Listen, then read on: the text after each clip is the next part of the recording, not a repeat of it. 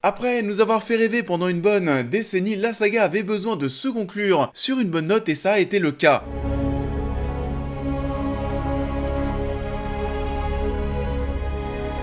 Bonjour à tous, j'espère que tout le monde va bien, c'est bon, c'est la fin. On est revenu dernièrement sur tous les opus de la saga, toutes les critiques sont disponibles sur la chaîne, et cette vidéo sur Harry Potter 7.2 va conclure le tout, on en parle. Harry Potter et les reliques de la mort partie 2 est sorti en 2011 et est réalisé par David Yates, qui a pris la saga en main depuis l'Ordre du Phénix. La Grande Guerre tant attendue arrive enfin dans cet épisode, les enjeux sont considérables, personne n'est en sécurité, et Harry Potter va faire face à Lord Voldemort mais aussi à de nombreux mystères qui vont être enfin révélés. Et donc oui, on y arrive enfin, Harry Potter et les reliques de la mort partie 2. En 2011 au cinéma, j'avais quoi? J'avais 17 ans, j'avais surkiffé, j'étais même très ému. Et en revoyant ce dernier long métrage, aujourd'hui la magie opère toujours autant parce que oui, c'est toujours le même petit orgasme en voyant tout ça s'emballer une bonne fois pour toutes. Et pourtant, le film ne débute pas non plus sur les chapeaux de roue dans ses premiers instants. On est face à une très belle intro, totalement silencieuse. Il va falloir d'ailleurs attendre les 2 minutes 30 de film pour entendre des premières paroles. La guerre approche, les visuels sont forts, très parlants, la musique est belle. On est une nouvelle fois dans le calme avant la tempête.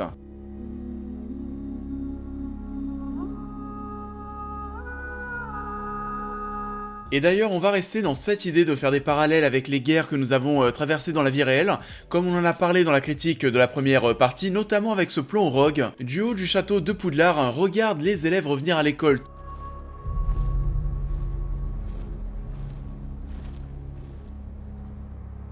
Une fois cette ambiance posée, on va retrouver dès maintenant nos protagonistes principaux, toujours à la recherche des derniers Horcruxes. À ce moment-là, et pendant quelques dizaines de minutes, on est encore dans ce côté road movie qu'on avait dans la partie 1. Et à vrai dire, c'est pas non plus le moment qui m'intéresse le plus. Heureusement, on passe assez vite sur tout ce passage, parce que bon, là, ça fait quand même pas mal de temps qu'on est dans ce fameux calme avant la tempête. On commence à avoir vraiment envie que ça arrive. Et fort heureusement, en seulement une trentaine de minutes, c'est bon, Harry est de retour à Poudlard. Il est le symbole d'espoir que tout le monde attend.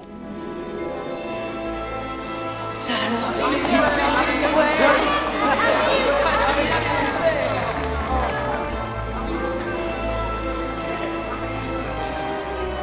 On va donc retrouver à la fois Neville, qui est un personnage qui a pris du galon, qui a pris de la confiance en lui, qui devient en quelque sorte le chef de la résistance. On apprend aussi que Poudlard est devenu assez glauque, où l'on s'exerce en jetant des sorts puissants sur des premières années pour s'entraîner. Si tu le faisais pas, et bah tu te faisais arracher la gueule. Et ils aiment punir les carreaux. C'est eux qui t'ont fait ça? Pourquoi? En cours de défense, on a dû s'entraîner à lancer le sortilège Doloris sur des premières années. J'ai refusé. Au passage, mesdames, et aussi certains messieurs d'ailleurs, Neville, c'est quand même le plus gros glow-up de la saga, on va pas se mentir. On va aussi prendre plaisir à retrouver McGonagall, finalement assez mise de côté depuis l'Ordre du Phénix, et l'émergence du danger amené par Voldemort et ses mange-morts. On va la retrouver de même dans un premier temps dans cet opus, tout comme Harold d'ailleurs, filmé en plongée pour montrer à quel point ils sont soumis à cette situation.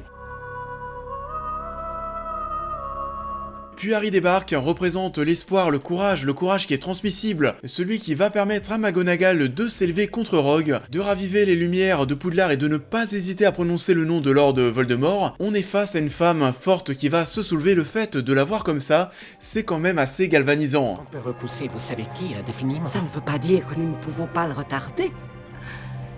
Et son nom est Voldemort. Filius, autant que vous l'appeliez ainsi.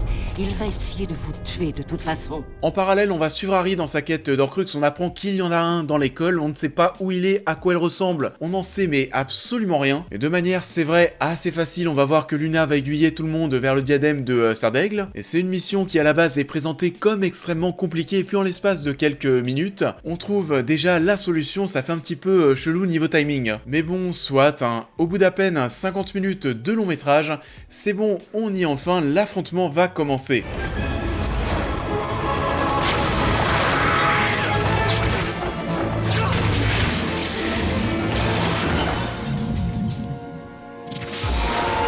En soi, assez paradoxalement, c'est vrai que toute cette bataille, bon, je l'aime bien, mais je la trouve pas non plus extraordinaire. Et je la trouve encore moins folle dans le sens où ce qui va le plus nous impressionner dans ce film, ce qui fait que surtout j'adore Harry Potter et les reliques de la mort partie 2, et bah ce ne sera finalement pas toute cette action, mais c'est 6-7 minutes où l'on va récupérer les larmes de Rogue, et on va plonger dans ses souvenirs, le temps s'arrête totalement en tant que spectateur. Prenez-les. Prenez-les. Donne-moi quelque chose. Un flacon, n'importe quoi, vite. Et ces 6-7 minutes de souvenirs sont à mon sens exceptionnelles. Encore une fois à mon sens, elles sont ce qu'il y a de plus marquant dans l'œuvre, mais aussi certainement dans toute cette saga de 8 films. On va passer par toutes les émotions, on va être surpris, chamboulé, nostalgique, on va comprendre pas mal de choses qui restaient assez floues et tout s'enchaîne super bien. Tu n'es absolument pas perturbé par le montage. On ne va pas hésiter à aller piocher dans des images des précédents longs métrages, reprendre aussi des dialogues pour nous ramener à certains souvenirs. James Potter. Fainéant, arrogant. Mon père était un homme bien. Votre père était un salaud. Toute la présentation est super cool et on va découvrir qu'en fait, après avoir sacralisé Albus Dumbledore durant tous ces films, et ben en fait, comparativement à Rogue, c'est le moins humain des deux et le plus stratège. Cachez-la. Cachez-les tous. Je vous en supplie. Que me donnerez-vous en échange, Severus ? Ce que vous voudrez. C'est la grosse révélation de cette histoire, Rogue n'est pas totalement quelqu'un de mauvais. Il est une personne qui a souffert de l'amour et souffre encore de son passé, un passé qu'il tente de fuir. Et Dumbledore, quant à lui, ne va pas hésiter à se servir de cette souffrance, de cette fragilité pour obtenir ses services. Et ce sera de même un choc lorsque l'on apprendra que la mort de celui-ci de la baguette de Severus était aussi préméditée. Mais dans tout ça, s'il y a bien une chose que l'on va retenir, et bah c'est qu'en fait, et c'est un petit crève-cœur, parce qu'on a quand même cherché encore plus dans Harry Potter 6, à nous montrer que Dumbledore s'attachait à Harry, se renseignait sur ses relations amoureuses, etc. Il avait l'air plutôt cool et sincère. Monsieur ? J'ai remarqué que tu passais beaucoup de temps avec Miss Granger. Alors je me demandais si... Oh, non, c'est pas... Elle est brillante, on est amis. Mais non. Excuse-moi, j'étais simplement curieux. Sauf qu'en fait, la vérité en est tout autre, on est face à un des passages de tous ces souvenirs qui m'a le plus chamboulé quand on entend ces propos de Dumbledore. Potter devra mourir. Oui. Vous l'avez élevé comme un porc destiné à l'abattoir. Ne me dites pas que vous avez fini par avoir de l'affection pour lui.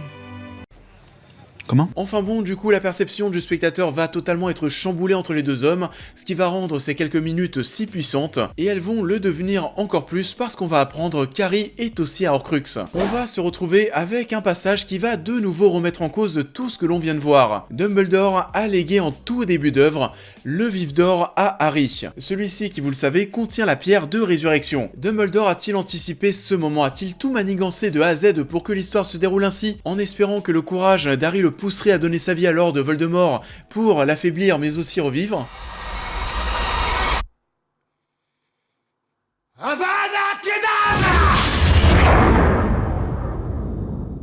Dumbledore voyait-il Harry comme un simple pion ou alors était-il quand même attaché à lui? Ça va faire partie des questions qui vont rester en suspens et qui vont au final donner des niveaux de lecture différents quant au personnage d'Albus. C'est un homme très mystérieux, il s'est servi d'Harry tout comme il l'a aidé. Il a en quelque sorte protégé la mort potentielle d'Harry durant toutes ces années pour qu'il meure au bon moment. Et à vrai dire, tout ce qu'il se passe ici est à mes yeux le plus impressionnant de l'œuvre. L'histoire ne mise pas tout sur le combat direct entre Harry et Voldemort, mais de même en grande partie sur les révélations de ces mystères et la découverte des vrais visages de certains protagonistes. Une part de lui vit en moi, c'est ça? Vivait. Elle a été détruite il y a juste quelques instants par nul autre que Voldemort lui-même. Toi, tu as été le Horcrux qu'il n'avait pas eu l'intention de créer. Et par la suite, après une mort d'Harry avortée, la guerre reprend et il y a quelque chose d'assez marquant dans cette histoire. C'est que Voldemort paraît vraiment de plus en plus vulnérable, mais aussi de moins en moins respecté. McGonagall balance son nom comme si de rien n'était, Neville va se mettre en face de lui. On a même Harry qui l'appelle tout simplement Tom. On est presque passé de « il ne faut pas dire son nom » à « écoute, Titou, j'ai un truc à te dire ». Allez, Tom, finissons comme nous avons commencé. Ensemble! En parallèle à tout ça, on voit aussi que Voldemort est vulnérable dans le sens où il va faire beaucoup d'erreurs qui vont le mener à sa perte, comme le fait de tuer Rogue, ce qui ne le rendra pourtant pas possesseur de la baguette de Suro. On va de même le voir péter des gros câbles. Maître, Avada Kedavra! Parfois, il est pas gentil. Et enfin, alors que Molly prend l'ascendant sur Bellatrix, que Neville réussit à se débarrasser du dernier Horcrux, tout ça pendant que Lord, Voldemort et Harry se font face, ce dernier va enfin réussir à le dominer. Grâce à tout ce travail d'équipe, mais aussi à la non-vigilance du Seigneur des Ténèbres, qui tient encore une fois dans sa main une baguette dont il n'est pas le maître.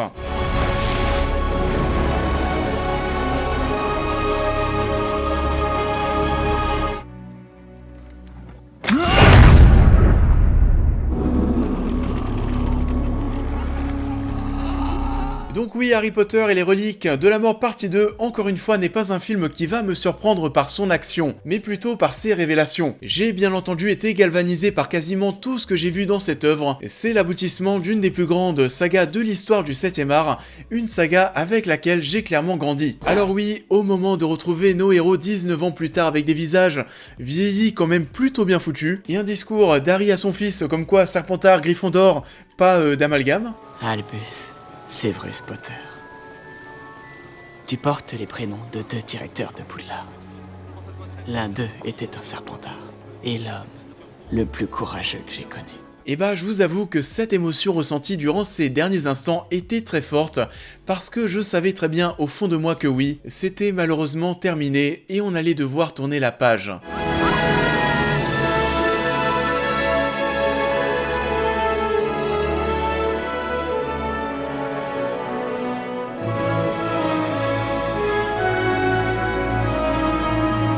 Ça en est tout pour toute cette série de critiques, j'espère que ça vous aura plu comme d'habitude. Je vous invite à liker, à partager la vidéo, à me dire en commentaire ce que vous avez pensé d'Harry Potter et les reliques de la mort partie 2. Pour les nouveaux, je vous invite à vous abonner, à me suivre sur tous les réseaux, à devenir membre soutien si vous souhaitez aider la chaîne. Et vu que les cinémas ne vont pas encore réouvrir leurs portes, si vous avez d'autres idées de sagas sur lesquelles vous souhaitez que l'on revienne, je vous attends en commentaire. J'attends donc vos retours, je vous souhaite à tous une bonne fin de semaine et je vous dis à très vite.